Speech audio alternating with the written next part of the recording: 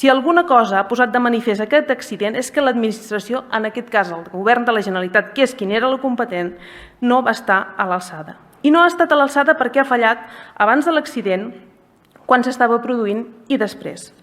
Per què diem que va fallar abans? Doncs aquí podem apuntar dos aspectes. L'un és el laboral i l'altre mediambiental. Des del punt de vista laboral, tots tenim clar que per un bon funcionament de la indústria, especialment la química, calen treballadors i treballadores amb formació i expertesa, calen càrregues de treball adequades i cal que l'administració tingui els mitjans per controlar i per garantir que això sigui així.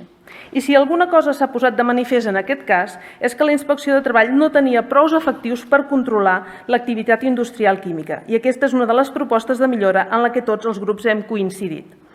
Però aquest problema no és nou, ja ho deien les organitzacions sindicals des de fa temps. Per tant, seria bo que el govern escoltés aquells que tenen el coneixement del treball diari en els diferents àmbits i que saben quins són els problemes que es produeixen i que es poden produir.